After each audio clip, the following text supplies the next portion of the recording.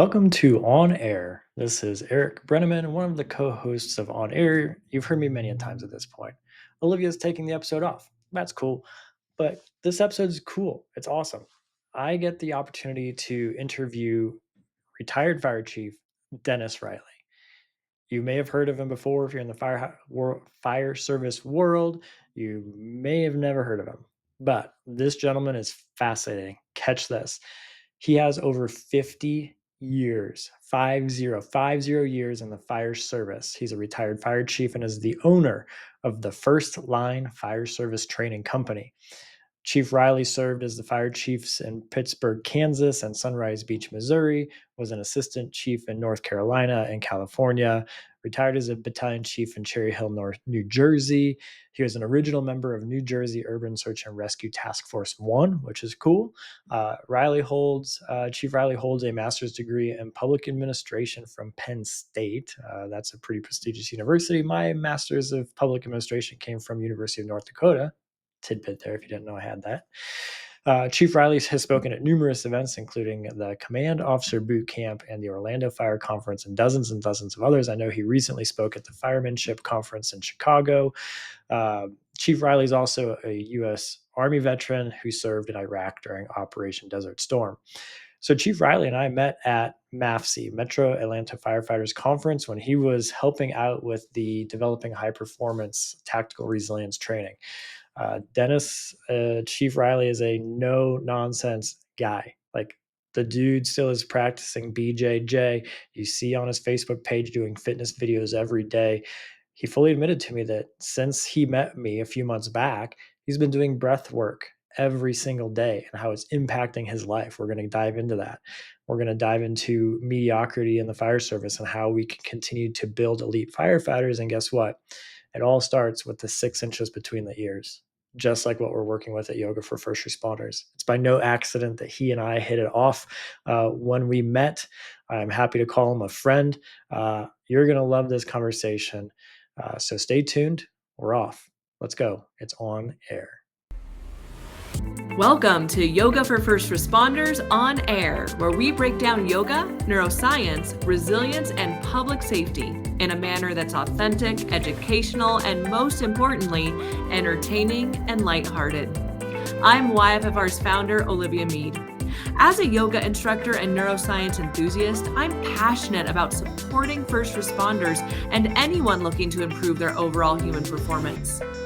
Each week, we'll dive into a new topic and often bring on expert guests to share their insights and experiences. But we'll also keep it real and share our own stories and struggles along the way. So whether you're a first responder or seeking to master the science of mental and physical resilience, this podcast is your ultimate guide to triumph over life's challenges with unbreakable strength and unwavering fortitude. By pressing play, your training has begun. Part. Right? Yeah. No, I'm super excited to talk to you, man. Like, I don't have an agenda on where this is supposed to go over the next hour and a half, but I figured that the way we met and connected out in Georgia, that we could have a good conversation. Yeah, we have so much in common, and we look at some of these really deep issues that once we start talking, we'll be an hour and a half into it, and it's like, man, where did the time go? So, right. Yeah, I've been looking forward to it too. You and I met in Georgia. That was the first time that we crossed paths, and it was very clear that we had a lot in common. For never having talked to each other, like as soon as we talked, and you started telling me about how you train folks across the country and what your methodology is, and kind of your take on the fire service, it was like, yes, like this is what the fire service needs to be hearing. And coming from, quite frankly, a guy like you, I mean, 50 plus years on the job, did I hear that rumor correct, man? Yeah, it's well, I'm in my 50th now. I would like to consider myself the senior statesman. That's a fancy way of putting the title of the old guy, right? Hey, but I've been around for a while, but yeah, I'm in my 50th year. I retired from active duty about 18 months ago, but I'm still active, on the lecture circuit. I do a lot of training and a bunch of other stuff, and I'm still trying to keep my fingers in it because It's basically all I've ever done. It's what I know and it's what I love. And I think that at this point, with my longevity, I have a voice that people will listen to. And I'm able to kind of give back and, share my experiences and my perspectives. Yeah, I mean, so 50 years on the job, like you've got more time on the job than most guys riding the trucks today have been alive. Like, let's be real. Like Yeah. that's incredible, man. Like, and to make it that long, and like I met you at this training that was 24 hours long, straight, 24 hours straight. Like started at 7 o'clock in the morning, Yep. ends at 7 o'clock the next day. And dude, like you're putting some of those younger guys to shame. Like your mental toughness, your physical stamina, like you're still 100% in the game. And so I'm very curious what you attribute to that longevity, because we see guys like that, they don't have that much time on the job. They're younger than you and they're shot one way or the other. They're shot. And so you've got, I mean, I was thoroughly impressed by both physical stamina and mental toughness that day. I'll be full disclosure because it's hard for me. I mean, I have to prepare myself to stay awake, knowing we're going to stay awake for 24 hours. Like, okay, here we go. Get ready for it. And like, I was impressed. I mean, what do you attribute that to? So, I did catch a little cat nap in the chair for about I mean, I may or may not have a picture of you snoozing for about 1 minute, but I think I got like a good 10 minutes in. I think what's really helped me is I've been part of some really, really stellar teams with some stellar individuals. I was on a podcast 2 or 3 days ago, and I talked about when I went in. I went in the Army. I was 17 years old. I turned 18 in basic training. I got to an infantry battalion in the 82nd Airborne Division in July of 1976. So I'm just surrounded by these Vietnam vets, and I mean they're just hard, tough, driven professionals. And, I got a chance to be part of that world. And it was real simple back in those days. It's, look, these are the expectations. This is your job. Do your job or move on. Right. And I really didn't want to move on. So I had to do my job, which means I had to grow up real fast. I had to learn what responsibility was. I had to learn what my role was. I had to work hard. I mean, harder than I've ever worked before. But when you start doing that at 17, 18 years old, that's in in my opinion, that's in the formative period of adulthood. 17, 18 years old. I mean, you're in high school. I was in my unit, and right. People I went to high school with were in summer school trying to graduate. And right. I'm at Fort Bragg with a bunch of really solid individuals, and that was my formative years. So that's what I knew.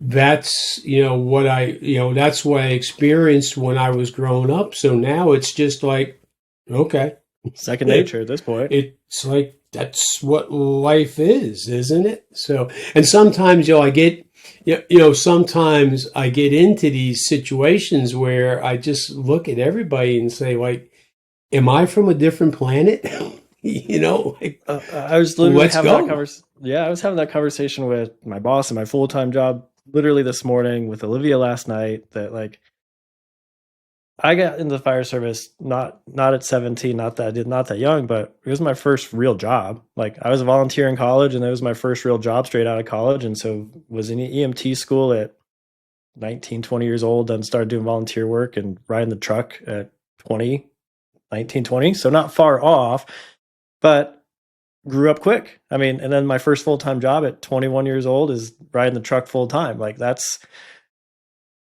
we were talking about how that changed the perspective of everything in life, because a lot of kids and a lot of young adults are still trying to figure it out, even at 21, 22 years old, and get into the job or whatever they're going to do, 25, 26, 27 on down the line. But by that point, would have had 10 years experience by the time you hit 27 between the Army and fire service. Yeah, I mean, I was at 5 to 6 years in of experience at that point, when other folks are just getting into it. And then it just changes the perspective, because now it's just like, I don't have, it sounds bad, but let's just make a decision, get shit done, and move forward. Like, let's hold ourselves to that high standard, number one, and solve problems and move forward. Like, the phrase I used just a minute ago with my boss was, it's insane to me how much mediocrity is allowed and accepted in the world at this point. Like, Sure.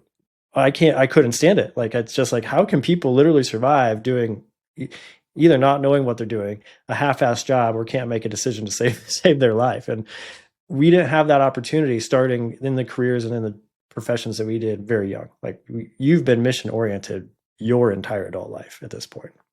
Yeah, I mean, absolutely. I mean, I go back to those, Fort Bragg days. I'm 18 years old, and I'm looking at men who are 15, 20 years older than I am that just can smoke me, and not even break a sweat. So I'm saying to myself, if I want to be part of this team, and I did, I didn't want to quit jump status. I didn't want to, go into the pool and end up in Germany or somewhere else. I knew where I wanted to be. So it's okay. Then just start doing the work, and, you start doing the work, and, you're a week down the road and you're sore and you're tired and you're saying, man, I'm not going to get anywhere, but I can't quit. So you get up the next day and the next day, and then all of a sudden you're 2 months down the road and you're a little bit faster and a little bit stronger than you were when you started. And you say, well, if I lasted this 2 months, I can last 2 months in a day. And at the end of that day, I can make it one more day. Right. And that's just like, and I'm just so fortunate that that's the world that I came up in. And that's what I know. But it's true. I mean, it'll work today just like it worked back then, because one of the things that I think about is, all those guys that I'm looking at, that I'm trying to emulate. Well, at some point in time, they were 17-year-old kids who just came in the Army too. Right. So who was teaching them? Well, it was the Korean veterans, and who taught the Korean veterans, the World War II veterans. And all this stuff that I'm talking about has really been passed on in terms of the Army. It goes back to the Revolutionary Army. It's just been passed on from generation to generation. It's worked for every generation. And it's the same thing that men and women are doing today. Right. And it just works. Yeah. And I'm very curious about this, because when we met, this was Rick George and Dave Gillespie's class, Developing High Performance. And so it's obviously working on the mental aspect of the fire service, right? It's a class that'll kick their ass, but at the end of the day, it's working on the 6 inches between the ears. And we talk about the pass it down a lot in the military and in the fire service too. Like, well, there's a lot of lessons around that tailboard or at that kitchen table when your company officers, your captains and officers are passing down what they know on down the line. And we often get caught up in this concept of, well, the generation before me was just like, suck it up, buttercup, do your job, you signed up for this and that kind of stuff, especially when it comes to the mental part of the game, right? Yeah. But I feel like you have, from talking to you at this conference, like, you have a slightly different approach. Like, you have a different approach. And so to hear you talk, the generation above, 50 years on the job, and that's not really how you're talking down to these guys. Like, that's not how you're telling these folks. And so you're changing the trajectory of that, pass it down and pass it along. And so where did you come up with kind of these new thought patterning around how to deal with the stress and the bullshit of the job, quite frankly? Well, part of it is, I was treated like, suck it up and just go do your job. Right. And, to an extent, okay, I get that.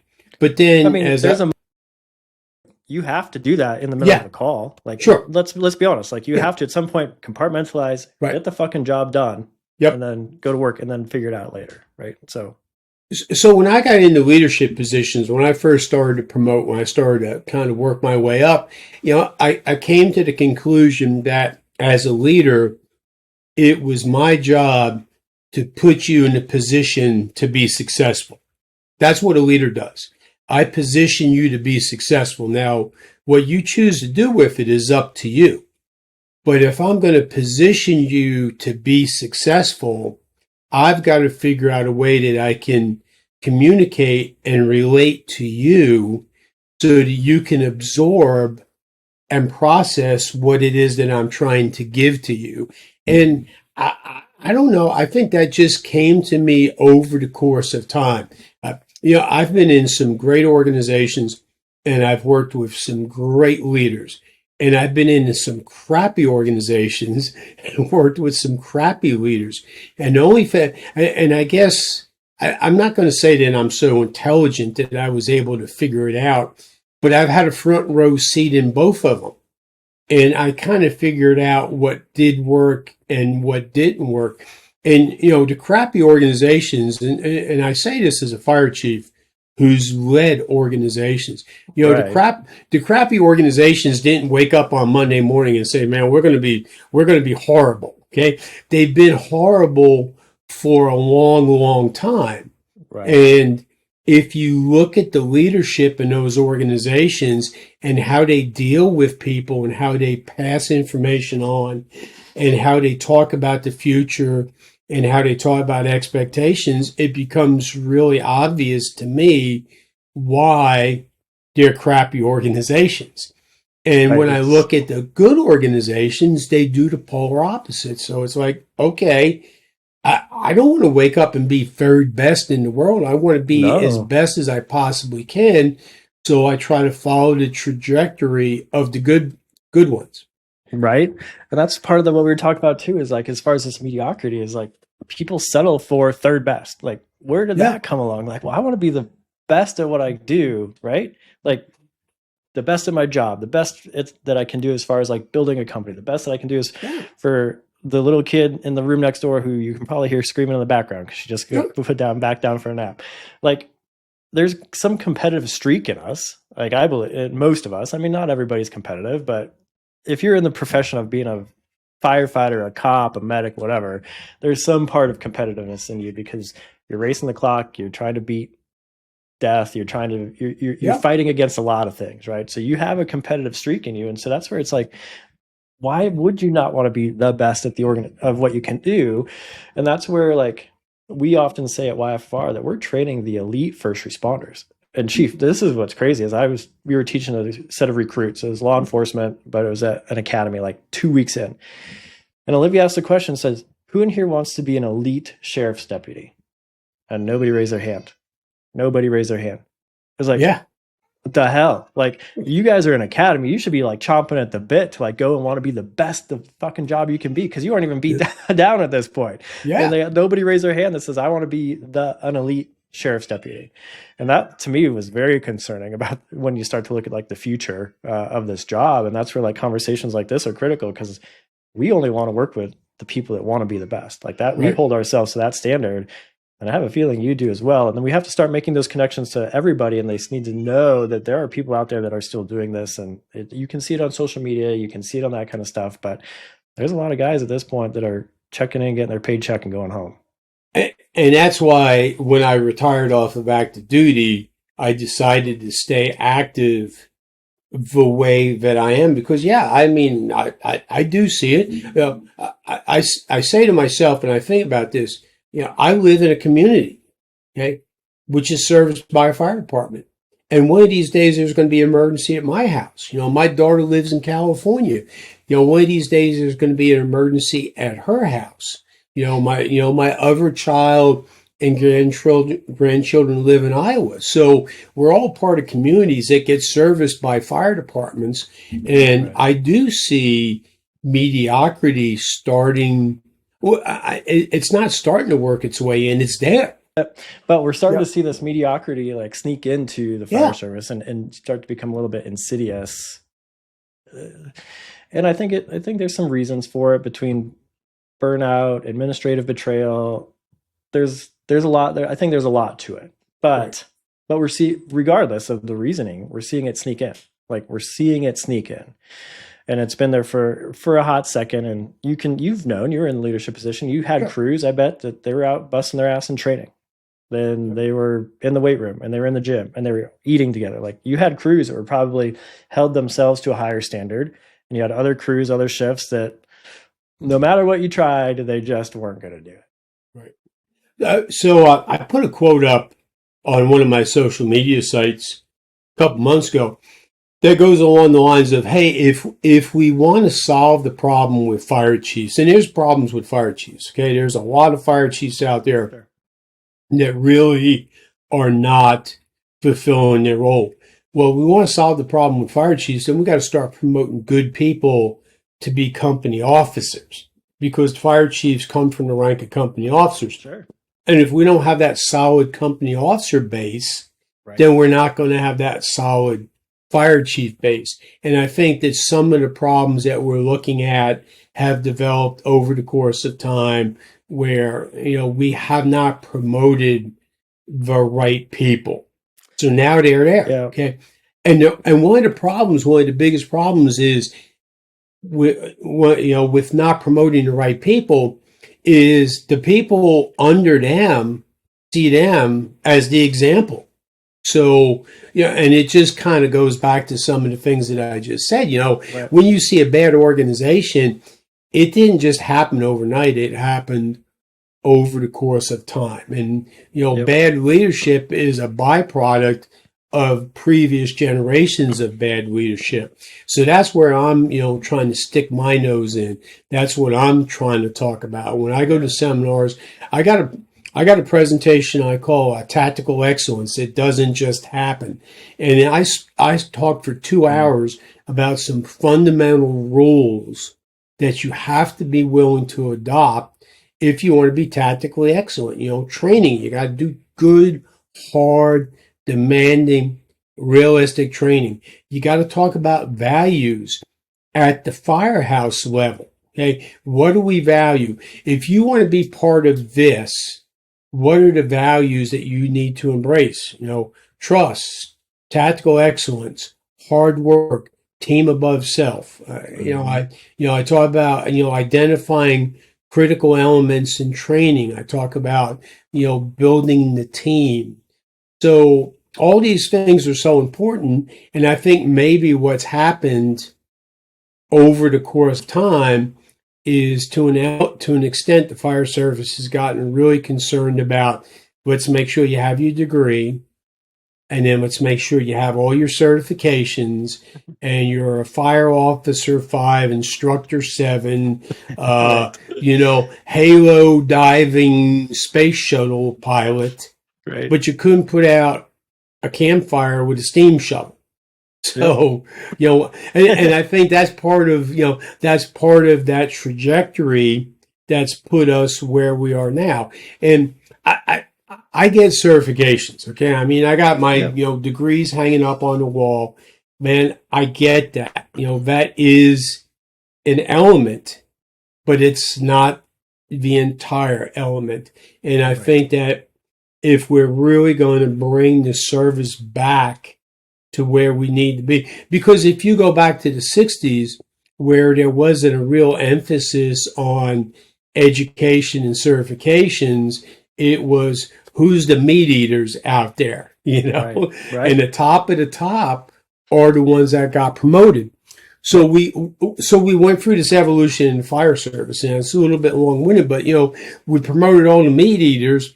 And then we realized that just because they're meat eaters doesn't necessarily mean they can write a memo and they can construct a budget.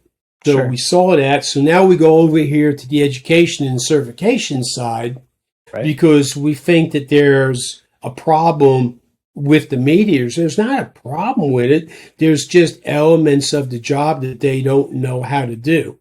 So, Well, and let's be honest, we the swing further from up here you to go- here. Yeah, Yeah. And the further up you go, the further away you get from the reason you got in the job in the first place. Like, exactly.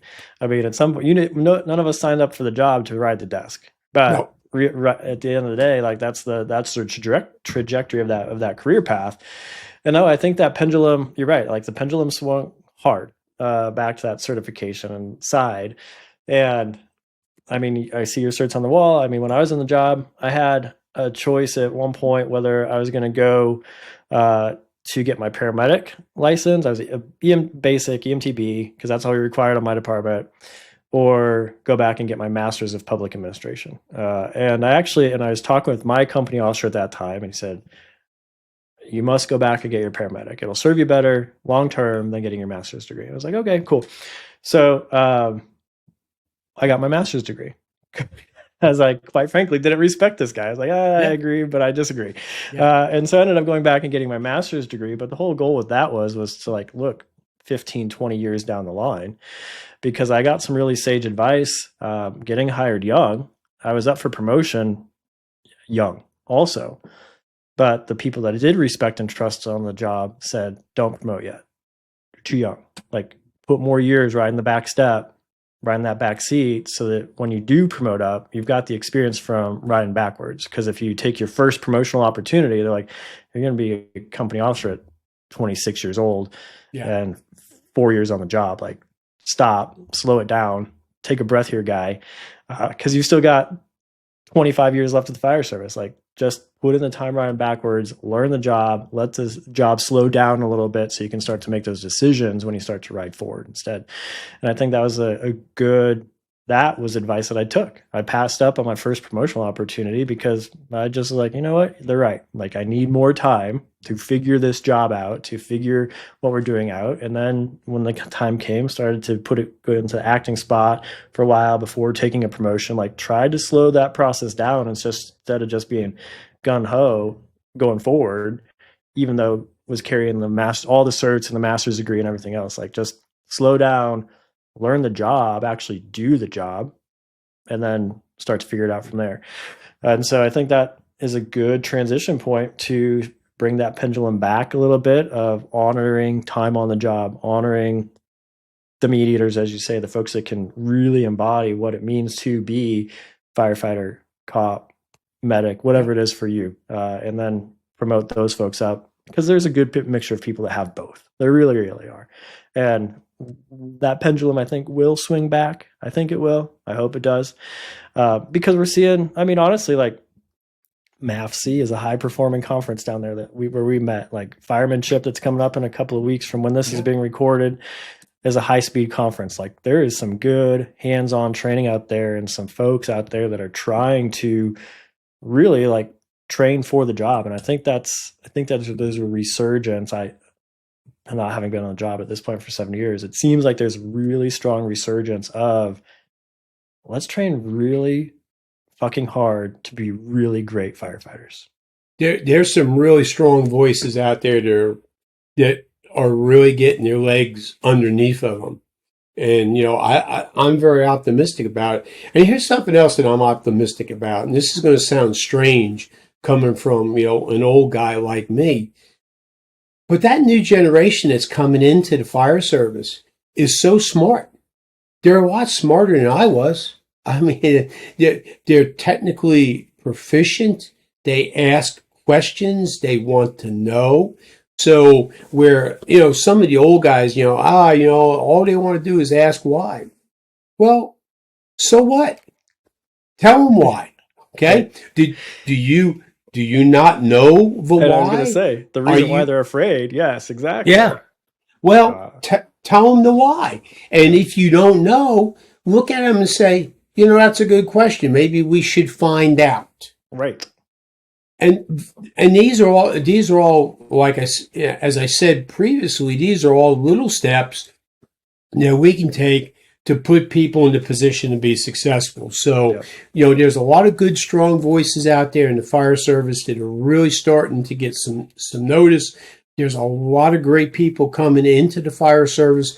There are some really great training opportunities in the fire service. You know, MAFI, firemanship. I'm involved with County Fire Tactics. I'll give them a plug. Yep. I mean, we do 4 events a year down here on Pensacola Beach, which is, you know, it's just top-notch training. All these little micro conferences are popping up all over the place, man. I was in Nebraska last year at Les Lukert. You know, there's 200 people in a convention center in February. in Right. Nebraska. In You Nebraska know, with 2 feet yeah, of snow. yeah, absolutely. You know, I mean, I just, you know, I kind of wonder, like, why am I leaving the beach to go? Yeah, But I did. You know, and it was a good time. I mean, I really enjoyed myself. Met some really fantastic sure. people.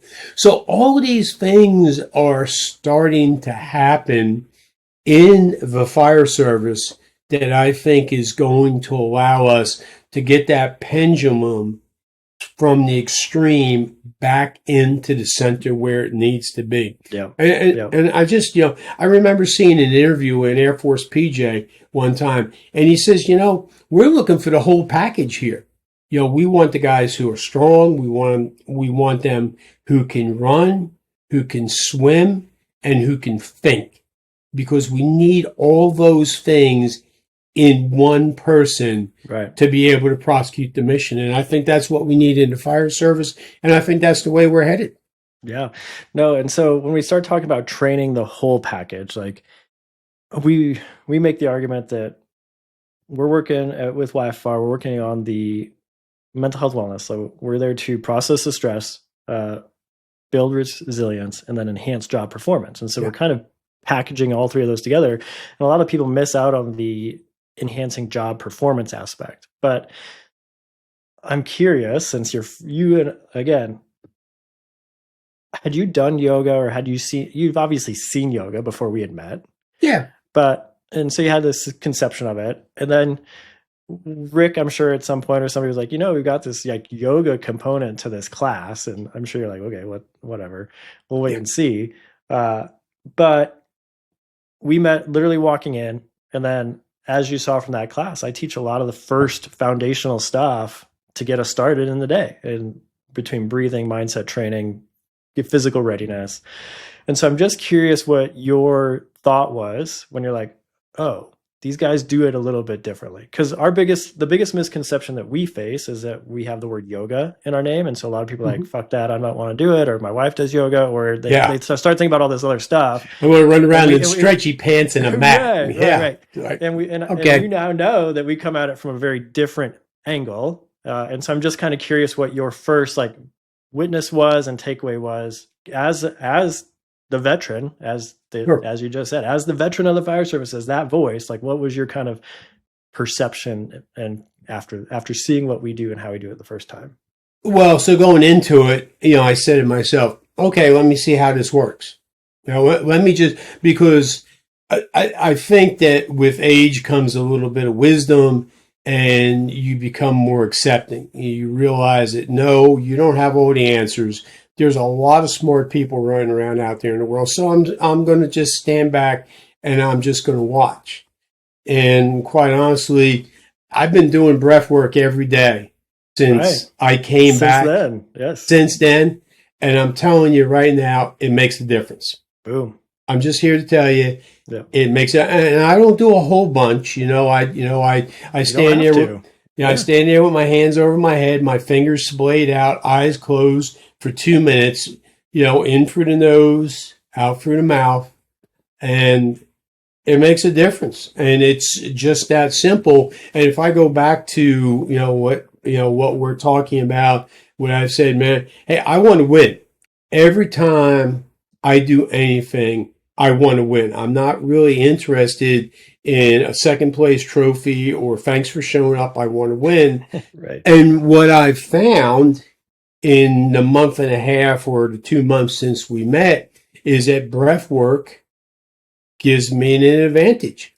So what? So you call it whatever you want. You call it yoga, you call it this. I don't care what you call it.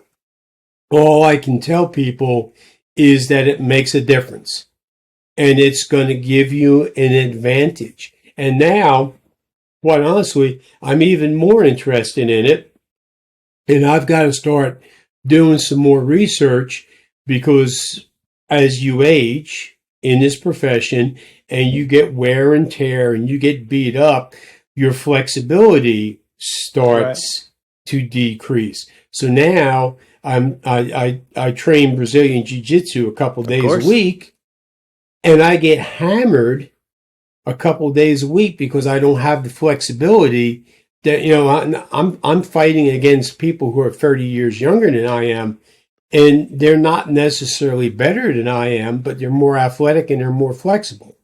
So breath work helps. And now it's opened the door for me to start thinking about and researching some of these other things that will give me an advantage when I go out on the mat. So yeah, that's the way I kind of look at things. Totally. And I didn't know that you're a BJJ guy, but now it also makes so much sense as to why what we teach and how we teach it clicks so well with you, because our ground fighters do get it. Because Hicks and Gracie, he's got a book out called I think it's either Breathe or Breath. I think it's Breathe.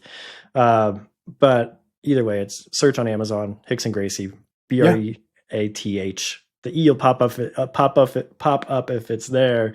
But flat out says in the book, like, he studied under yoga masters, quite frankly. Like, he says he studied under yoga masters to give him the concept of training his mind and training his breath. And then we attribute a quote to him all the time, or we use one of his quotes. It says, if you can't breathe in a position, you don't own that position. Like, because that's at the end of the day in BJJ, like, the goal is to get somebody to choke out, tap out, or break out, right? Like, those are your options. And so in the first two, tap out or choke out, all revolve around breathing, obviously. And so if you can't breathe in that position, you don't own that position. And it obviously applies to ground fighting, but it also 100% applies to the fire service. Like, we get into awkward working positions all the time in structure fires. And I point this out when I'm teaching folks, like, you guys are grunting and groaning through one of my classes. I put your bunker gear on, and suddenly you can do everything I just asked you to do. What changed? The only thing that changed is you put your Superman costumes on, your bunker gear on.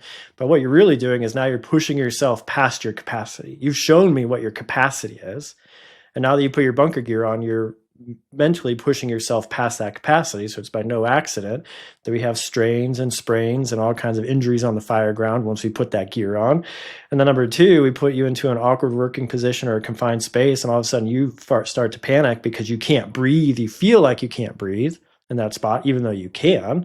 So you don't own that position. You don't own wearing your gear. You don't own the awkward working position. You don't own that confined space, if we want to be really, really blunt about it, because you can't breathe in it, and therefore you are messing up what's happening the 6 inches between your ears. So we had better start to train on that kind of shit if we want to be the best firefighters that we have going forward. And I think that's where we are different than your local yoga teacher, because I can just break that down on for you, where your local yoga teacher you tried to bring into your fire department cannot. Like, that's the difference. That's the difference. Yeah. I mean, everything you said is so very true. I mean, that's been my life and that's been my experiences. And the more I get into these type of things, the better I get. The more that I work on the mental side of the game, the better I get. I mean, we talked about so much of this stuff in Atlanta. I mean, it is so very true. Mm-hmm. I talk about tactical fitness, right? So let's think about this. The guys who go in the gym, like the gym rats, and they're still doing, the meathead high school football stuff, right? They're either laying flat on their back, they're doing seated rows, or they're standing up. Well, guess what? None of those three positions are the positions we work in. Right. They don't translate real well. So, I mean, I don't care, if you can bench press 2 times your body weight, you're not laying on your back, pushing weight away from yourself against a firm surface as a firefighter. You're down in a tripod position trying to pull 300 pounds. Right. And it's just things don't translate into the workplace. So we've got to find things that will translate into the workplace to give us the competitive advantage in the fight. So if you can't breathe, you can't own the position. So if you're in a fight and you can't own that position, the only thing you can do is retreat. Right. If you're in a confrontation right now and I can't breathe, I'm not going to move deeper into the confrontation. I'm going to withdraw from the confrontation so that I can breathe. So if we withdraw, then we lose the fight. Right. It's just, it translates so well. And I mean, we posted a video of us doing this in the bunker gear at MAFC on our social media page. Yeah. And there was one firefighter, I don't even know, he might have been a cop, who knows. But they're like, why the fuck are you doing this in bunker gear? So stupid. And we actually pushed back on them, obviously, like, we're doing this stuff in bunker gear so that, number one, we actually can show these guys where their physical capacities are at while they're wearing their gear, getting them ready to be in a mindful state before they go into that training tower behind them so they don't hurt themselves in there. And we're just adding breath and movement to that gear. And oh, by the way, when they're breathing in their pack, if we can increase their CO2 tolerance, their pack lasts longer.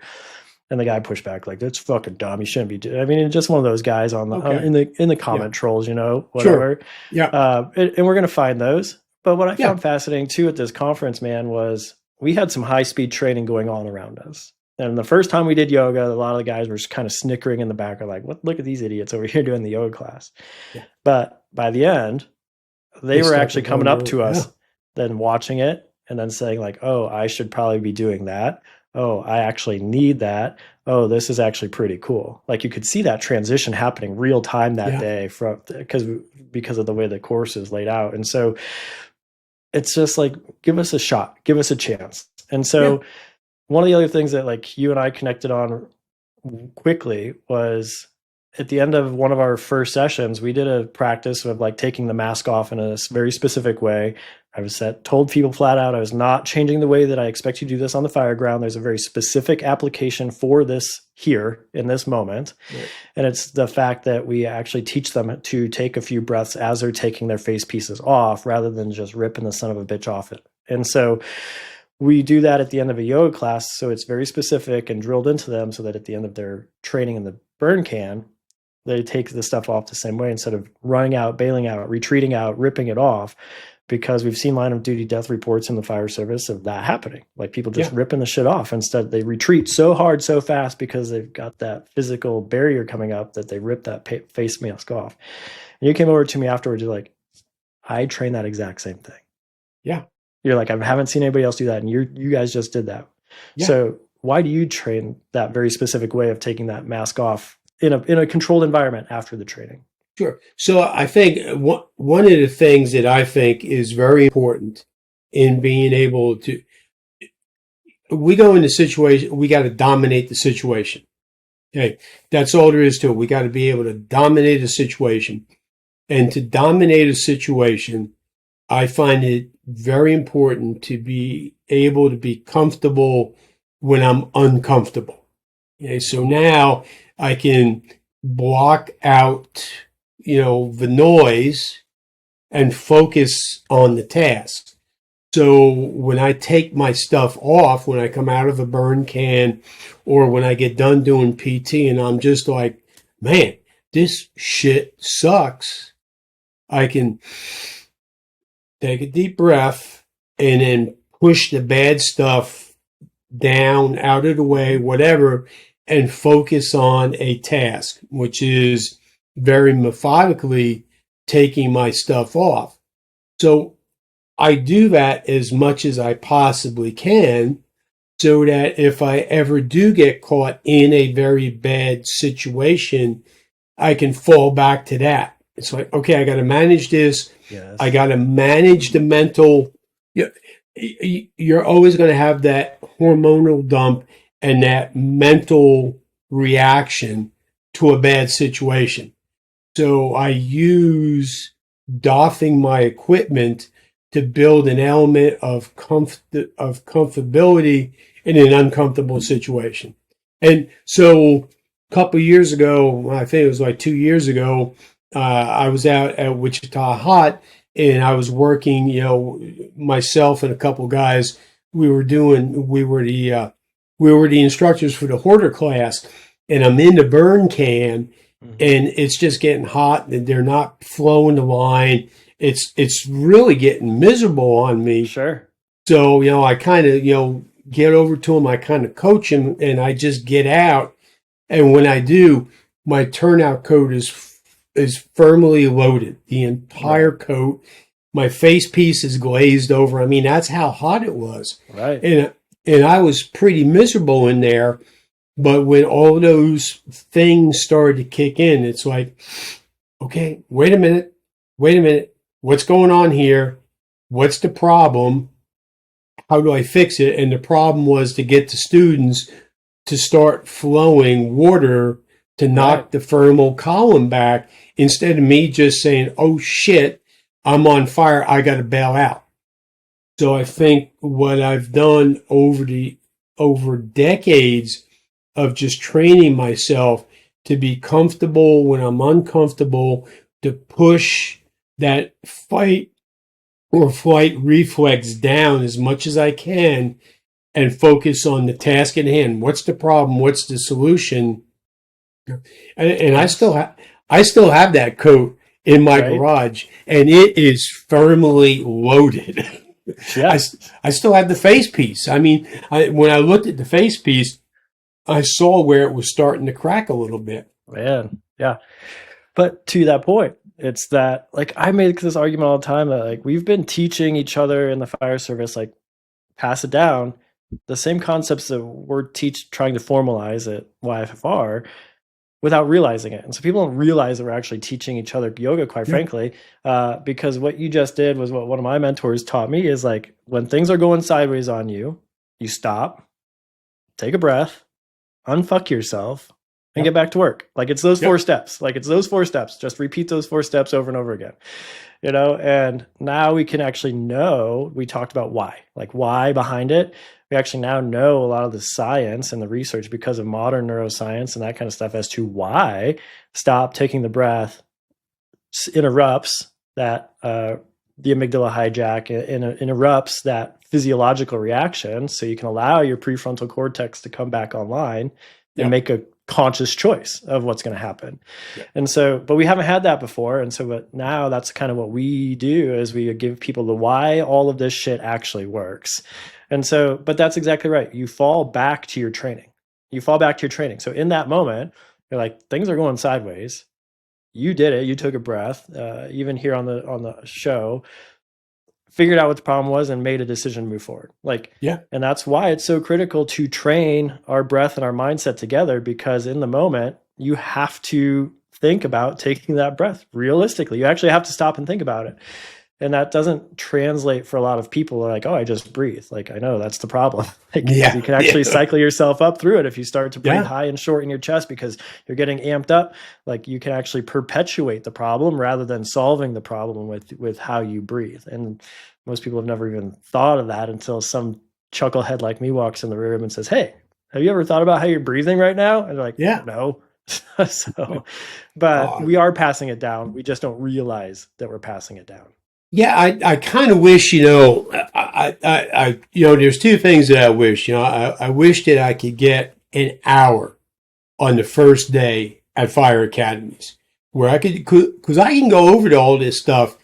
Now, certainly I'm not going to develop subject matter expertise, but I can give them the 30,000-foot view to think about. Just think about this stuff. Now, I mean, you fall back to Grossman's work.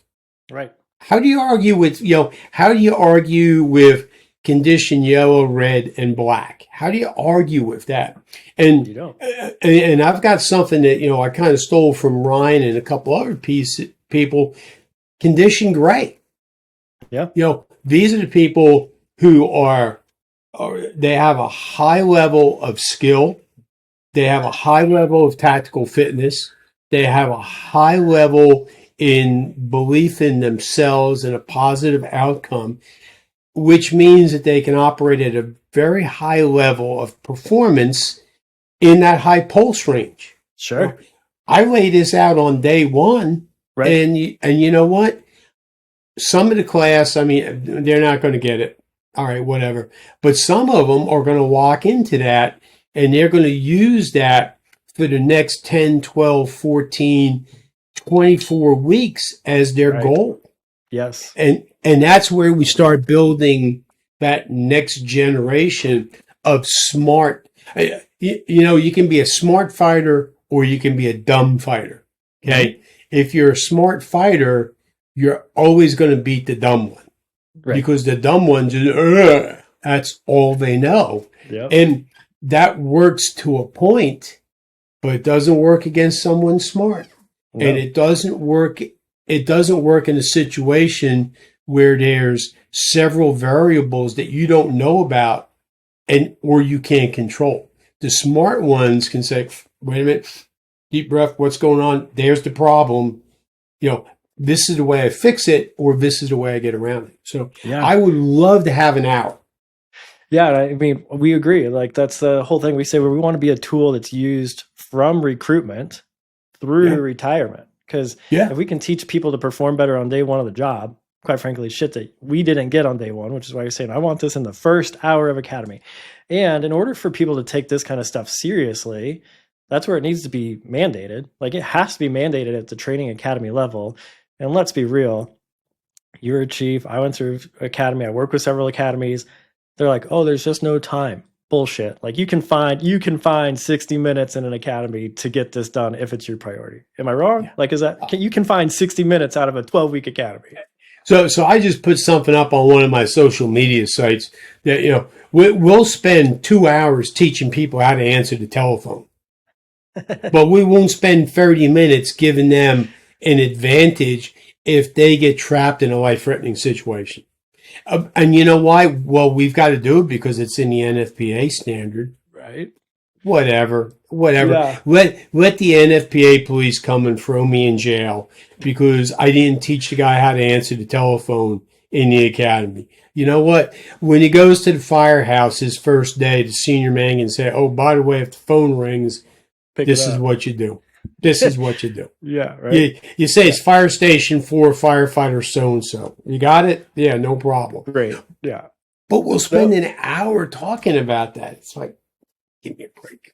No, and so that then circles back to the leadership question, right? Like, it comes down to having, and I mean, we're running a business at this point, so I try to market, I try to solicit business. Like, I have to. That's part of the job. I have had people get so wrapped up in their ego and that kind of stuff around that I called them the wrong title in an email. Instead of saying, hey, assistant chief, I said, hey, captain, because that's what it was on the website still or whatever. Yeah. And they're like, I'm not, blah, blah, blah. And they, like, all caps, let a response back. Because how dare you call me, how you do, on down the line. It's like, okay, so clearly I've struck a nerve that maybe I've pointed out something that is actually wrong within your agency. And it's wrong, which is why you've reacted so hard to somebody that's actually pointed or like hit that nail on the head. Yeah. But I happen to call you captain instead of assistant chief, whatever, but I've literally had that. And so that guy or that chief is never going to give an hour of his academy away to trying to train better firefighters. They're not. It's not going to happen. And now with that said, like, I'm going to give some props to Albuquerque Fire. I live in Albuquerque. We talk with their mental health side of the agency a lot. We do some ongoing training with them. They run a tight academy. Like, it's still old school discipline academy. Like, if you want to come and get, like, they utilize technology. The guy that runs this is their academy. Their chief is actually a Zen Buddhist monk. No joke. He runs an ashram still, like, in upstate New York that he goes back to. Nice. But right. And so talking about, like, people are like, oh, well, that's interesting. But going back to, like, the ancient wisdom sciences, yoga, mindfulness, meditation, they're all disciplinary practices at the end of the day. They're all to be better disciplined at whatever you want to do in life. And so it's not by accident, I don't believe, that he runs one of the most disciplined academies to this day, to the point where he watches their biometrics on using Whoop bands. So he knows, like, if they pushed them too hard the day before, they've got to recover them a little bit more today and things like that. Like, that locked in. But they are fully interested. Like, they bring in meditation coaches into their fire academy because they realize that if I can teach my guys how to get their shit locked in to 6 inches between their brain, they're going to do better on the job. These guys are physical specimens. So they're training their firefighters to be physically tough and mentally tough from day one at this fire department. And I'll be honest, I'm proud to say that I live in Albuquerque and these guys are the guys that are running on me. Like, quite frankly, like, it's fucking cool, man. And so, but it starts at the top. Great leadership, great vision. The union's on board. Like, this fire department is locked in from that health, wellness, discipline standpoint. And so it can happen. Like the Yeah. point of that is it can happen. And it didn't happen overnight either. No. And I think it's a long game type thing. If we really want to see, significant change come, we've got to be willing to play the long game. Now, what they're doing in Albuquerque is going to spread, okay? Because people are going to hear about it. And, and some people are going to blow it off and say, nah, whatever. But some other people are going to say, hey, why don't we give it a try? And before you know it, Albuquerque, as an example, is the seed. And from that, more grows. What's the proverb? Best time to plant a tree was 20 years ago. Second best time is today. Yep. Well, Albuquerque is today when it comes to that. So it will come. People are going to hear this podcast and someone's going to get interested and they're going to make a call. Right. They're going to call Albuquerque. Someone's going to hear this podcast and they're going to look up, they're going to look up Rick George, right, and firefighter, tactical resiliency.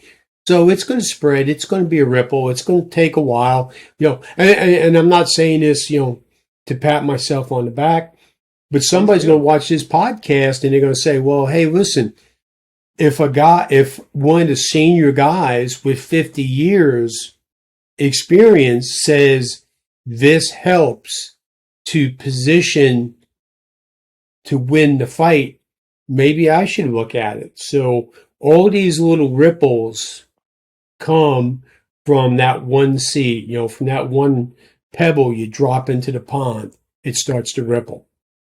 No, and and that's why I love this conversation. I tell Rick all the time too, like I came from the fire for service in the Midwest. I didn't know Rick. I didn't. And quite frankly, didn't know you. And that's on me. I mean, that's on me. Honestly, I look back at my career and I figure out like, where did I do well and where could I have done better and that kind of stuff. And I was heavily involved in like the IFF side and worked up in my state organization and that kind of stuff. But I'll be honest, man, like I wasn't the guy that went out to like these micro conferences that are popping up. I wasn't that guy. I took my job and took my training on my department very seriously, but went through other different avenues. Right. And so didn't know you folks like you and Rick at that time. Now, after being off the truck and now working with this organization, like when Olivia first connected with Rick, they connected because we were actually using videos of his from classes he was putting up on fire engineering. Because he was like, shit, this guy's talking about breathing and breath work the same way we are. We should probably connect with him. And for those that don't know who Rick George is, Google search him real quick. Rick George, firefighter, and you'll find out that he's the saltiest of the salt. Like he looks like your prototypical salty firefighter, right? Like, oh yeah. And he's the guy out there teaching the 6 inches in the breathwork stuff. Yeah. And so it's by no accident, like what he will fully say, like when he talked with Olivia the first time, he's like, oh, these guys are legit. They have made the connection from this ancient science, wisdom science to modern day fire service. And it's a tool that's going to work and stick around. And so he's kind of brought us under his wing, obviously bringing us into his trainings. And then now talking with folks like you. And listen, you said something too when we first met, like, if it's not clear by now, I don't pull many punches. I used to try to be a little bit kinder, a little bit gentler, but a couple of things. I'm tired of, quite frankly, firefighters killing themselves more faster than they're dying in the line of duty. So we got to take care of that issue. And number two, we got to just get out of our own ways, thinking like this is something stupid, not for me. But so I offend some people once in a while because I just call the kettle as I see it, straight black. Like this is what I punch some people on the nose and say, this is what we got to do to continue to improve the fire service. And if you don't like it, you don't have to be my friend. And you said that I love this approach. You're like, Eric, I've literally sent slide decks to people, said, this is what I'm going to say. All cool. Yeah, cool. You get in there, you give them a little pop in the nose because you give them a dose of reality of what they need to hear. And they're like, hey, thanks, Chief. That was great. We don't need you to come back next year. Yeah. Like, what's that all about? Like, what is that?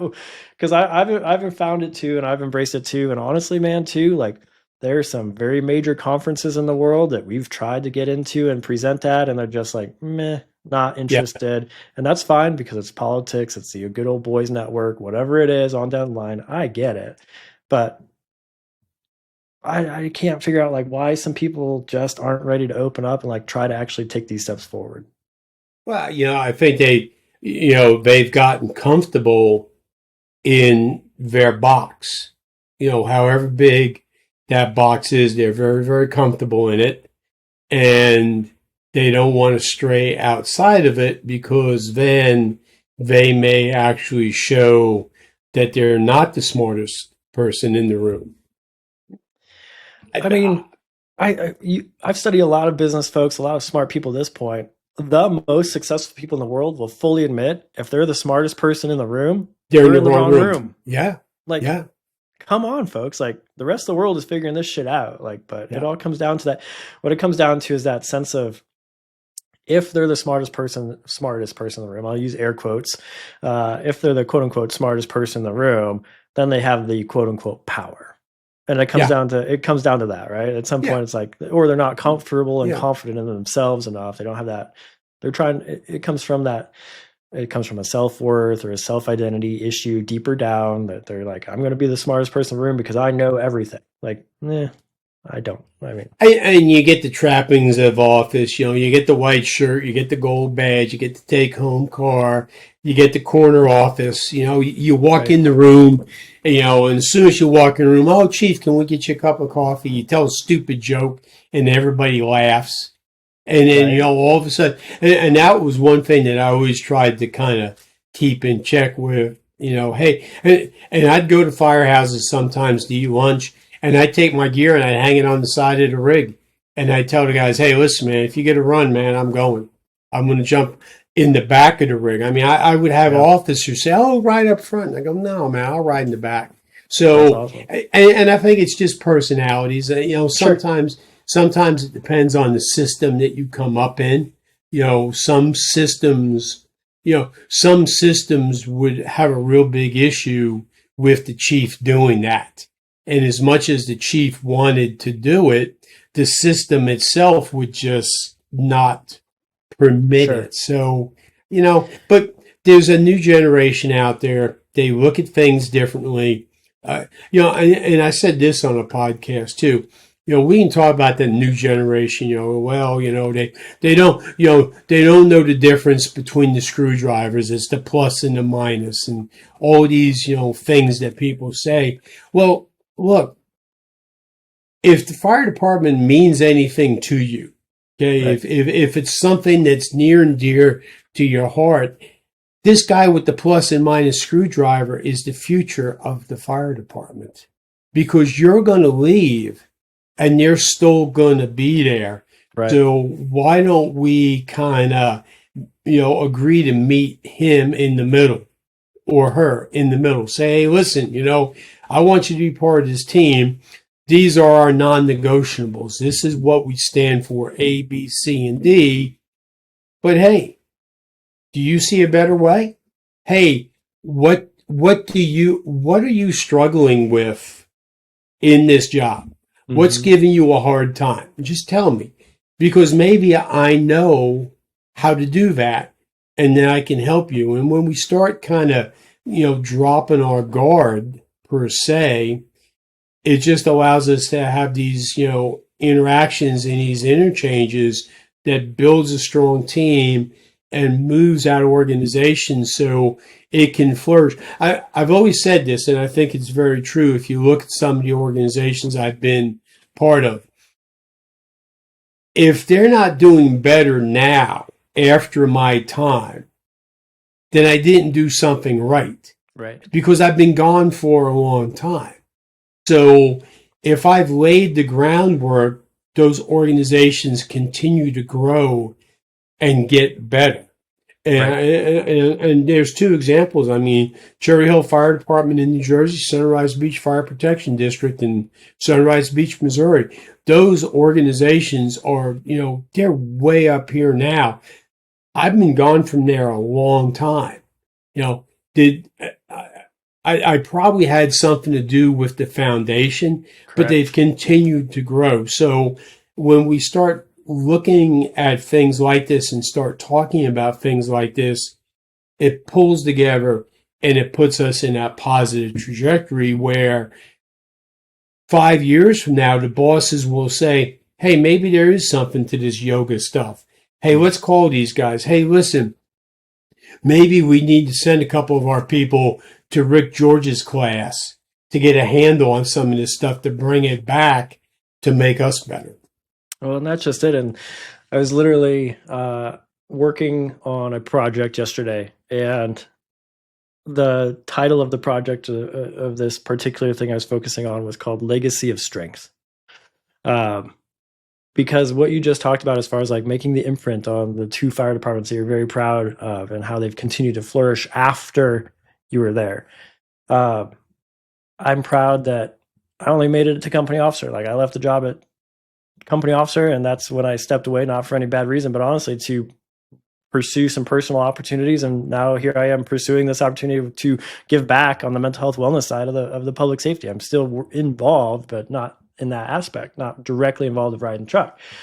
But there's a picture that I've got that I hold near and dear. That's the last picture I took of my crew at that point. It was me and the 3 guys, and then our Proby, our rookie. And every one of those guys in that picture is promoted up to different positions now. Like at that point, I had nobody in official spots, and now there's 2 company officers and 2 driver operators, engineers, whatever you want to call them. So in that picture, it's like, okay, we're working on building a legacy. And if I would ask them today, if I called up or texted any of those guys today and said, hey, what's the one thing, the takeaway that we always worked on, that I tried to instill in everybody, they would know. It's leave it better than you found it. It's not profound. It's a very, very common thing in the fire service world, but it's something I took very, very seriously, because if we could end whatever we were working on that day, every incident, even the shift, the truck, the day room, whatever it was, if we can leave it in a better spot than we found it, nobody's ever going to fault us for anything at the end of the day. And if you can make those small steps, and this point of like this legacy of strength is that, as crazy as it sounds, is oftentimes we get the big hard stuff right. We do. Those are the easy ones, actually. But it's those smaller choices, those day-to-day seemingly inconsequential choices that we do get wrong. We do. If we want to be really, really honest with ourselves and take stock of our day-to-day choices, we get some of them, arguably sometimes a lot of those smaller ones, wrong. How did we talk to our spouse? How did we interact with our kid? How did we decide to give our kid the extra minute, or did we get sucked into our phone and we got stuck on Instagram or Facebook instead of paying attention to them? Or did we give our best effort at the soccer game? Or did we pick one thing up that our wife left in that pissed us off because it's in the dishwasher wrong? Or those are the small things that seem to be inconsequential that arguably we get wrong sometimes, if not often. And yet, if we can take those conscious choices and make those conscious choices, we can start to leave a legacy of strength rather than being the dickhead firefighter at home because you've given everything to the job, or whatever it is. Like, we can leave a legacy of strength with the people that matter most, which is our family, our loved ones, and our brothers and sisters on the truck. Like that. And so I think that's kind of what you're talking to about. Like, you're making those ripples, they're making those impacts. And if I do everything correct, they're going to grow and exceed and excel further than I or you could ever have taken them. That's absolutely. The goal. Absolutely. The goal. Yeah. I mean, I've always looked at, as I've moved, like I said in the very beginning, as I moved into a leadership position, that was what I felt like I was promoted to do, to take that next upcoming generation and put them in that position to be successful. When you talk, you touched on legacy, and I've got a slide, a picture, one of my PowerPoints, and it was from the first academy class we ever did in Cherry Hill, New Jersey, and I was put in charge of that program, and I got 2 arrows in that picture on 2 of the recruits. One of them retired 2 years ago as the fire chief, and the other one is the current fire chief. That's amazing. That's amazing. So, the power of legacy, the power of, laying foundation, the power of doing the right thing all the time. It's, it's there, and I'll say this. I'm not the smartest guy in the room. Look, I think I said this in Atlanta. The reason why I made chief is because the smart guys didn't show up on test day. They looked around the room and they said, "I give it to the tall guy with the mustache. Don't break anything." Okay. If I can do this, I mean, I'm not the smartest guy in the room. I'm not the most gifted athlete. I'm not the strongest. I'm not the fastest. I'm none of those things. Right. But I can do it. And if I can do it, everybody out there that's going to listen to this podcast has the exact same opportunity to do the exact same things that I did. It's just going to look different. Right. You're not going to be Dennis, and Dennis isn't going to be you. It's going to look different, but everybody out there has got the opportunity. Look, there's nobody out there listening to this podcast that can't stand outside for 2 minutes a day, close their eyes, and do breath work. Right. But if you do it for a month, you can't tell me at the end of that month it's not making a difference, because it is. It's going to. I mean, that's the next, honestly, that's the next advertisement that's going up, because it's so true. I mean, people ask all the time, like, how much do I need to do this? What's the energy? What's the effort I need to do? Because I think they need to do like an hour-long yoga class. I'm like, stop and breathe for 2 minutes. Like, literally, like, I think the research shows like 3 minutes. Like, and they're like, well, you can find 3 minutes. And then I was like, listen, do it while you're brushing your teeth. Like, you're brushing your teeth. You can't have your mouth open anyway. So you might as well use those 3 minutes twice a day, hopefully, to do a little bit of breath work, and so you sent me a message last night, and I've seen you on Facebook. So I know this is not just yesterday, like this is every day. And do you mind sharing how old you are? No, I don't mind it in the least bit. I'm 66 and a half. 66 and a half. Yeah. And you are out there swinging kettlebells, like busting your ass every day. Every day. And so you sent me a picture yesterday. Said, like, I'd like to talk on this thread. And the quote was, mental toughness conquers physical exhaustion every day. Yeah. Like, I feel like that is your ethos through and through. It is. And you know what? I guess it's a deep subject.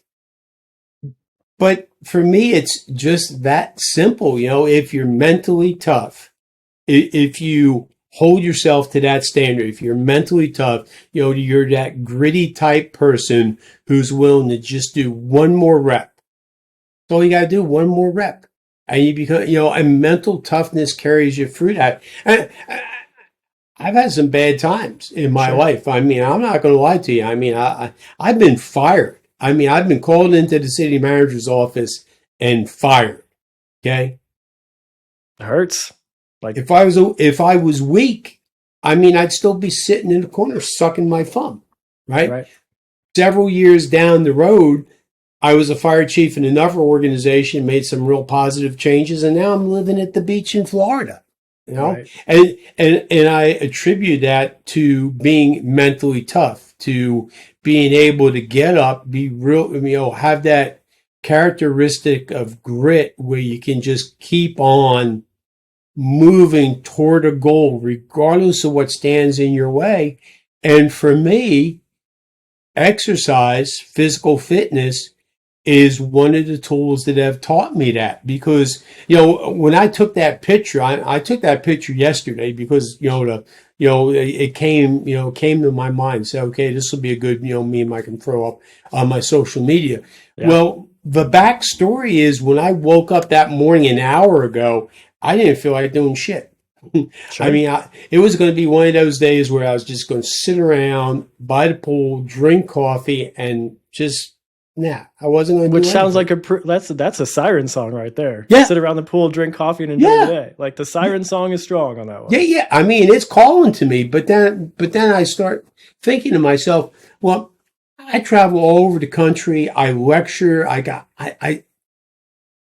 can't be two things. I can't be that guy just sitting around the pool drinking coffee when I'm lecturing to people about being mentally tough. because what's going to happen is people are going to see through that. Smart, there's some smart people going to these classes and these seminars. And if I'm all talk, they're going to see through that. So if I want to send that message, which I think is so important to us, then you know what? Get up off your ass and go do the work. And, and that's just the way I approach it.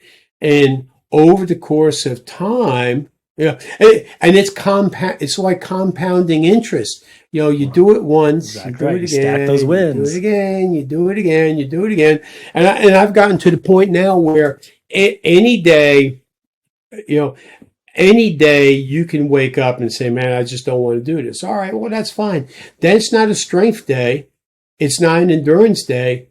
It's a mental toughness day. So does it take you a little bit longer?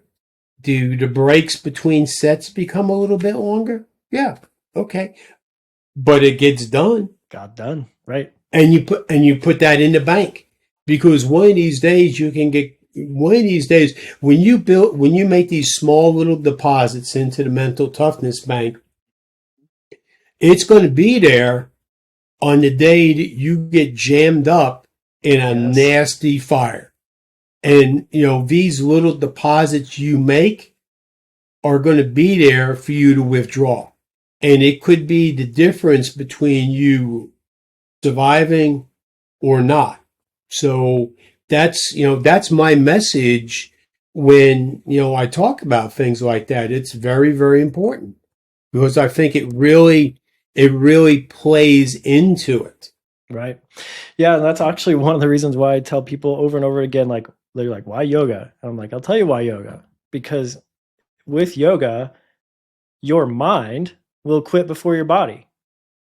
Your mind will quit before your body. And that's in most exercises and whatnot. Yeah. But if we want to equate to CrossFit, like if I'm throwing 135 pounds over my head doing, clean and jerks, I literally can only physically do that so many times, and my muscles will not let me do it one more time. Like it won't. But I can literally stand still and breathe. You heard me say this in Atlanta. The hardest position I give my folks, my first responders, to do is stand still and breathe, because that's where we start working actually on the mental discipline side of it. Because guess what? Your mind, and we see it every time I piss people off, because I start to point out, like, see, you think you're tough. You think you have the mental discipline, and you can't even stand still and breathe. Like you can't. Yeah. So I'm going to argue that maybe you have not trained that mental discipline and that mental acuity to the degree that you think you have, because I'm giving you a very simple task: stand still, breathe, and you cannot do it. You can't. Yeah.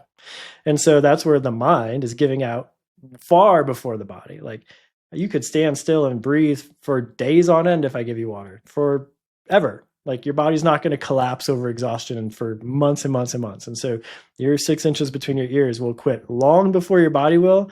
And that's where we start to train that mental resilience, that mental toughness part, and start to put those deposits in the bank. Like, oh, I can have control over what's going on up here.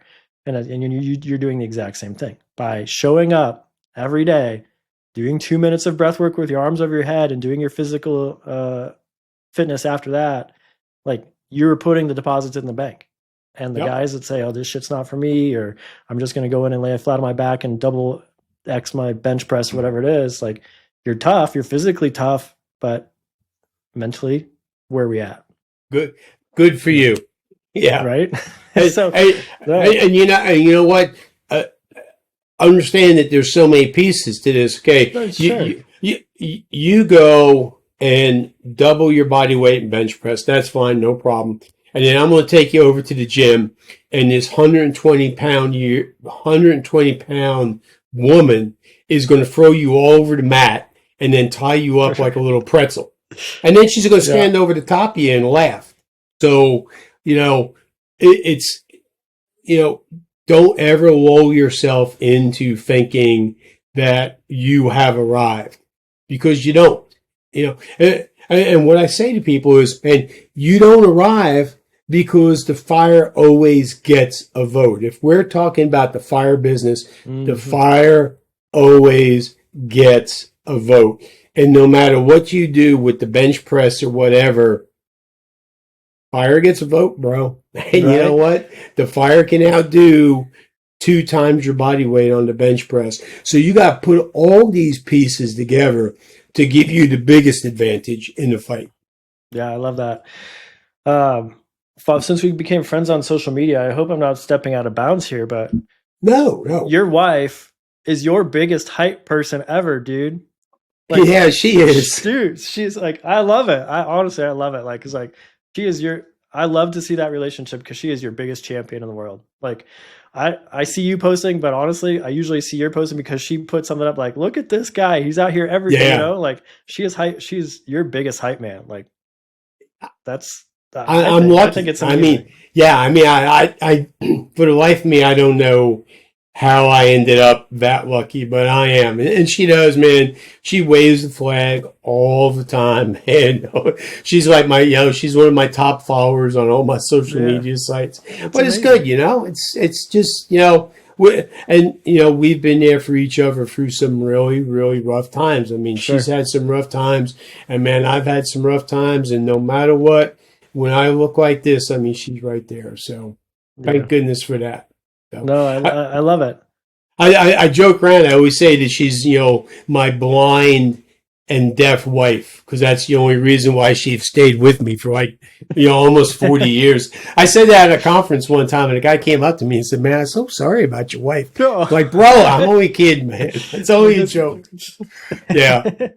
Yeah, I tell that joke every once in a while, and every once in a while she'll be sitting in the back of the room.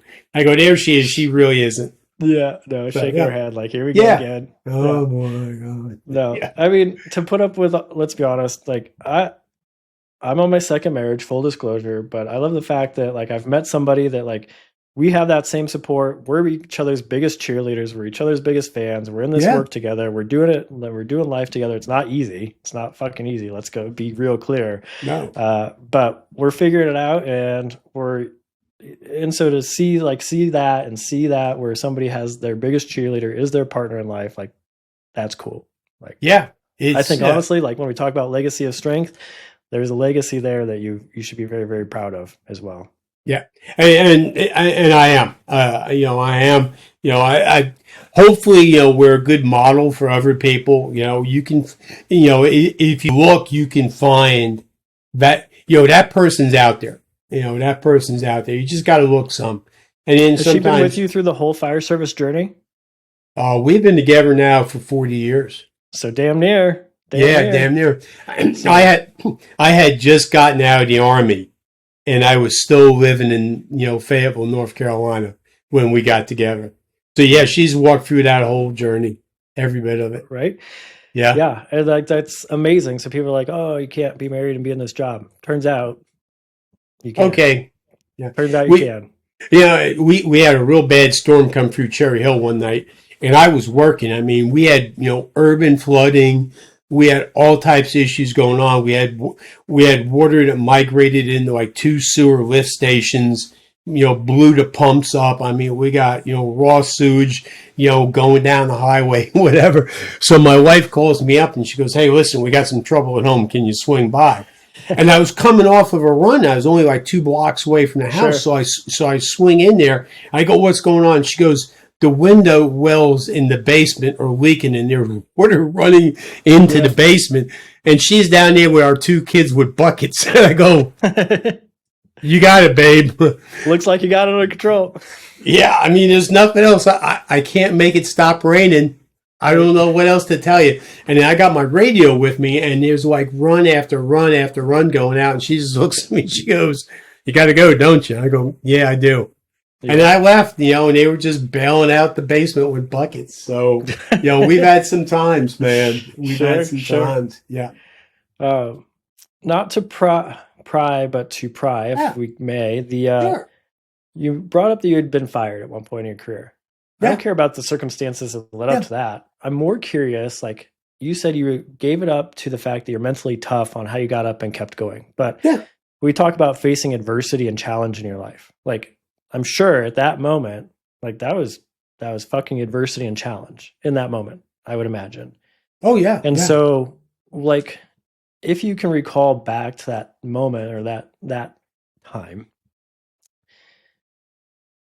there's obviously the immediate hit, financial loss, which obviously cuts right to the base of Maslow's hierarchy. Like you've lost job security, you've lost the on down the line. And so you are now in a very vulnerable, threatened position.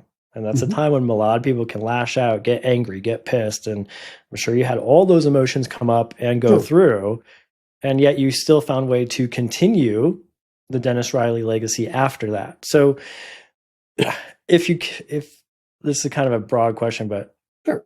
how did you navigate those feelings, those emotions? Because there's a lot of people out there feeling that stuff right now from one way or the other. And so if you've got any steps or how you dealt with that situation like that, I think that's a powerful story.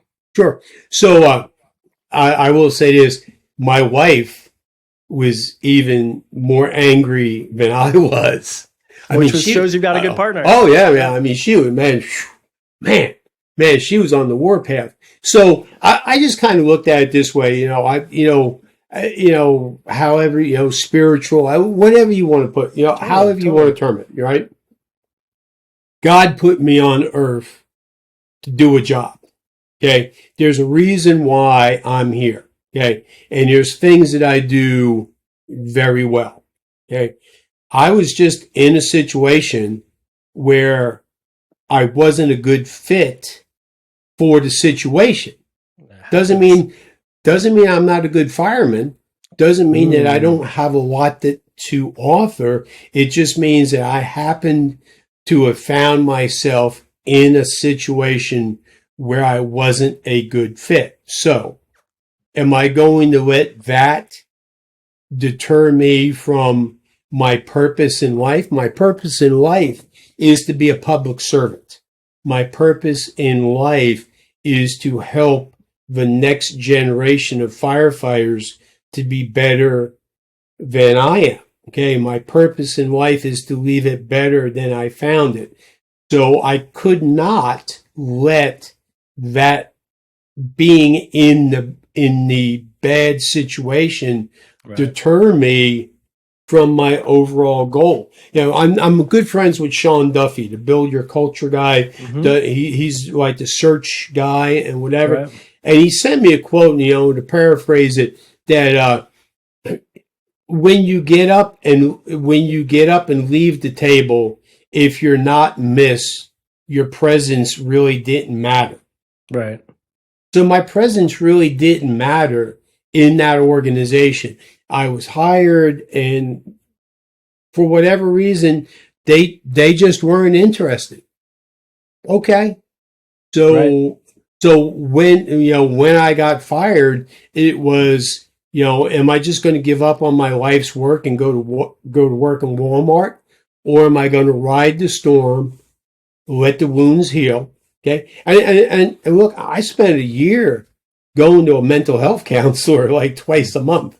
If you had told me 10 years ago I was going to go to a mental health counselor, I'd laugh at you. It was the best thing that I ever did. It allowed me to kind of deal with this, get over the trauma and the grief of losing a job, and then realize that it wasn't, my role wasn't being part of that organization.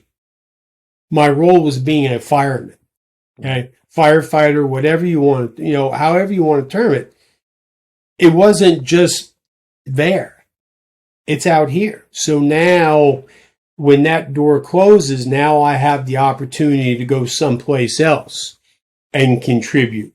And, when I was done there, now I have an opportunity to contribute on what seems to me to be an even larger stage.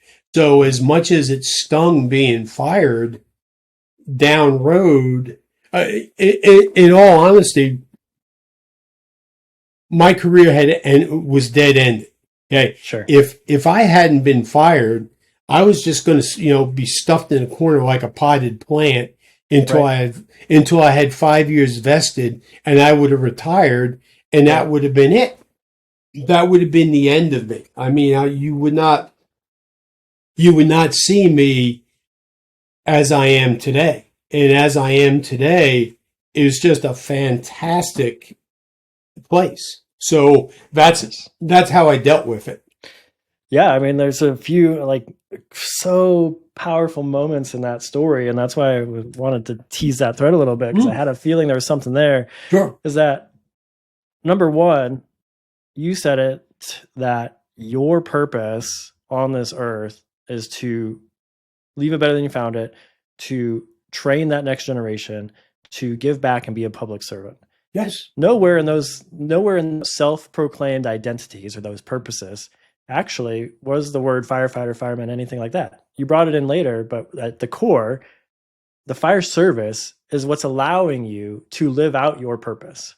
Like there were other avenues that would allow you to live out that purpose. And so you had that thing that was bigger than, a purpose that's bigger than you. And I think that's actually a really, really powerful piece to talk about because we do get so roped up in the identity of our jobs, our professions, and that kind of stuff. But you found a way to like have the job and profession that you care so deeply about serve your deeper meaning in life, which is so powerful. And what is one of the issues that we talk about when folks retire and they lose their sense of identity because they're no longer like, I'm no longer a firefighter, whatever it is. Like I'm no longer a cop. I'm no longer a medic. It hurts. It hurts to the core to not have that identity anymore. And so I believe that you cannot tie yourself to something a title that can be stripped away from you. Like you could, if you tied your identity to fire chief or whatever it was and you got fired, you're fucked. Quite frankly, you're fucked because somebody else can take it away from you. But you didn't. You tied your identity and purpose to something deeper than that.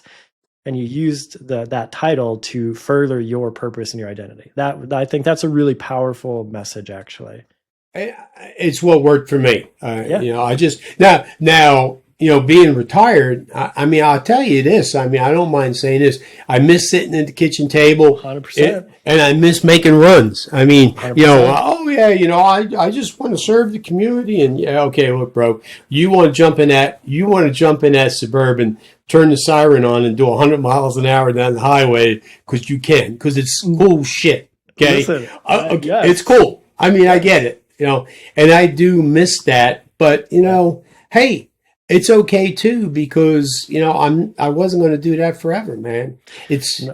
I tell people that all the time. Like I left at the top of my game. Like I could have gone higher, but I left at the top of the game. Like I said, no real reason, personal choices and whatnot, but not mental health related, not physical disability, like on my own accord, on my own choice. And it still took 4.5 years before I really was at quote unquote peace with that decision. Yeah. And even to this day, let's be real, I miss hanging out with the guys. Yeah. I miss bullshitting with the guys. I really, really do. And it's the simple things. It's literally like rolling down the street at 4:00 in the morning with the lights running, not even a siren running, just watching them bounce off the houses around you. Yeah. The windows down on the rig because it's a lovely 68, 75 degrees, whatever it is. Like it's those small things that I miss. I don't miss the sick and cares, the bullshit transfers. I really, really don't.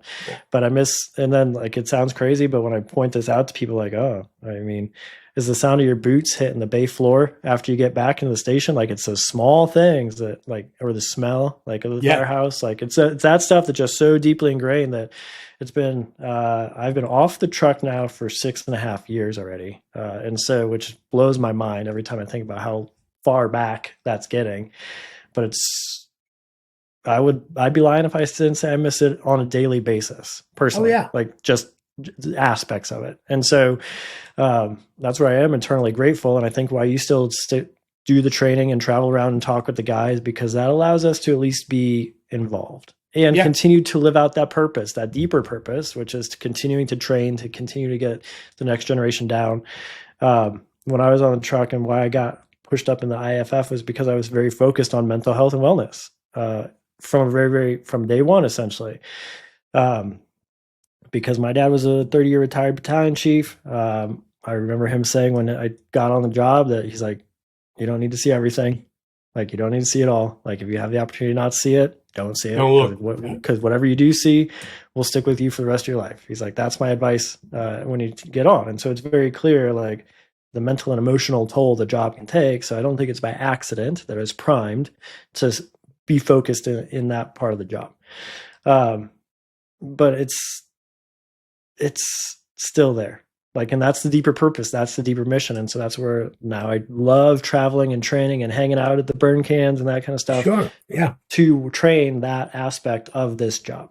because that's the deeper mission and purpose for me. But you're right. Like to this day, I see a truck rolling down the road. It's like, damn, I could be on that truck. Like, Yeah, that's go. some cool stuff, man. But It's we all go through seasons in our life, and I'm just in that season right now where I could not do what I'm doing now if I was still working full time. Just that simple. exactly right.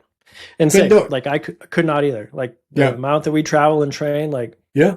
to get time trades or time off, it's not happening. It's just not happening. And that's where I say now, like I have the privilege to have worked there in the job long enough that it's ingrained. I feel like I could still go and throw the bunker gear on and get out the door in 60 seconds, like we can still make that shit happen at this point. Yep.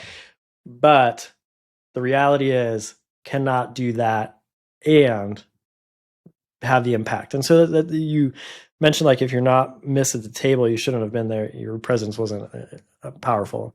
Yeah. And I remember I left the job, and one of the guys that was a captain on the fire department, he just recently got made to a battalion chief at a neighboring department. So congratulations to now Chief Derek.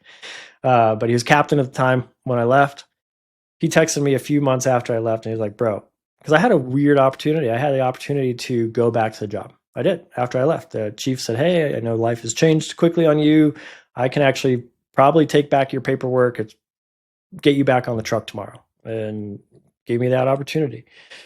Turned it down for a whole host of reasons. The first and foremost one being that this is a job built around that trust aspect of it. And people now are always going to be like, okay, Brenneman's already left once. When's he leaving again? That question mark. Yeah. But so this guy texted me and he's like, dude, we need you back here.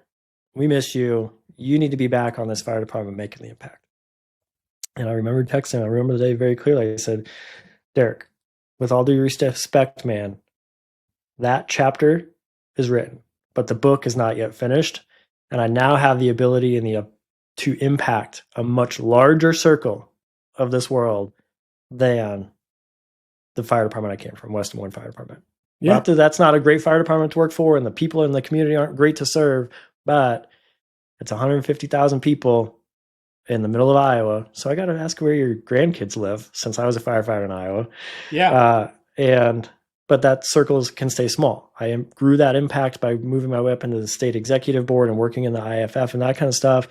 But now I get to travel all over. Like in the last month, like worked with the National Park Service with their National Park Police, worked with National Park Rangers, worked with Miami-Dade Fire Rescue. Like the list just goes on. And like to travel all over and do all those different kinds of events can't happen if I'm still running the truck in West Des Moines, Iowa. Not happening. Yep. So Cedar Rapids. No joke. Yeah. Yeah. So my dad was was the 3rd-year battalion chief, retired out of Cedar Rapids, Iowa. Okay. So, yeah. Yep. So I was born and raised there. He was a battalion chief. In fact, my cousin Greg is just got promoted to captain on Cedar Rapids Fire. Oh, so awesome. that's the family fire department. I made the choice. My dad was still riding the truck. I made the choice, or kind of got blessed by God not to get hired at Cedar Rapids Fire Department when he was still there. Just because I got to make my own waves. It was not following in the shadow. Like, you're only here because you're the chief's kid or whatever it was. Like, I got to go be on another fire department a couple hours away, build my own path, build my own wings, build my own way. But Cedar Rapids Fire has a special place, since that's where my dad served. And now my cousin is captain on the department. Cool. So, yep. Yeah, man. So that's I where know they that are. town very, very well. In fact, Cedar Rapids Fire, they just had a guy fall 30 feet down an elevator shaft in a factory doing a surge. So, I saw that. Yeah. Yeah. Wow. So I think he's recovering in the hospital and whatnot, but they just, like, that's bad shit, man. It's tough. So Mr. Reilly, Chief Reilly, what is the piece that you want to leave? Like, what's the last moment? I have a feeling we might be back again at some point, but for today, All right. like, what's your takeaway? What's the something you want to leave with the yoga community? Because quite frankly, a lot of our listeners are instructors or yoga instructors, are people that we've trained up. Where the podcast is getting disseminated further and further to the point where now we are getting firefighters and cops listening in and be like, oh, I'm interested, because of folks like you, quite frankly. Not me. They've heard it from me 1,000 times before, but Like, what's that final pin that you want to leave folks with? So if you want to bring the best version of you to the fight, then you got to work on all the aspects. And the mental aspect is just as important as the physical aspect. You know, I say this all the time. If you give me enough bananas, I can teach a monkey how to get water out of a fire truck. Okay. But I can't teach them how to think, how to analyze, how to make good decisions in high stress, high threat environments. So if you're not working on the mental aspect of the game, you're bringing an incomplete puzzle to the fight. And yoga, breath work, all mindfulness, these are all elements of that mental aspect. So, you know, do you want to go out the door and give yourself the highest possibility of a win? Or do you want to go out the door and rely on luck? If you want to give yourself the highest possibility of a win, then you got to look at all these other aspects because they're all going to be beneficial. Nothing in this world of breath work, mindfulness, meditation, nothing is a detractor from our ability to operate. It's an enhancer. So why would you not? Yeah. No, that's I got chills because I was like, man, this is what I need to be sharing with people. So no, that's perfect. You run a training business, you run social media. Where can people find you? Because I know that our people are going to want to follow you. So sure. Well, First Line Fire Service Training LLC. I'm on Facebook. First Line 850, which is my area code out here in Florida, is over on Instagram. You can Google Chief Reilly on Linktree, and it'll take you to my Linktree, and it gives you access to all the. I've been on a bunch of podcasts. I've got a bunch of stuff published in the trade journals. I publish some stuff for the Green Notebook, which is a military, blog site. So my Linktree will take you to all that. So you can just, look for Chief Reilly on Linktree through a Google search. It'll take you there. Yeah, I'm so honored that you wanted to be on our show. Like I said, it's guys like you and it's guys like Rick that stepping up and standing beside us, quite frankly, is what's going to change the game. It's going to change the game. I can go out there and spout all day long with the science of why we do what we do, how we do it, and that kind of stuff. But quite frankly, it's men like you guys that make the difference in this industry. So I cannot thank you enough for wanting to stand side by side with us and push this mission forward. So it's cool, man. It's been a pleasure, man. Thank you so much. I'm going to be at Firemanship. I'm going to be doing some workshops, but I am going to drop in that evening with you guys. Well, that's awesome. I unfortunately will not make Firemanship due to another obligation, but make sure you give those boys a hello for me. I certainly will. Cool, man. Beyond a doubt. Appreciate it. Hey, before we go, I want to remind you that training your mental and physical health is incredibly important, especially for those working in high-stress jobs like first responders. And if you're interested in learning more about yoga for first responders, visit yogaforfirstresponders.org for our on-demand training app, online course platform, in-person training, and more. Like this podcast, subscribe, and give us a great review. We are so happy to have you part of the YFFR mission.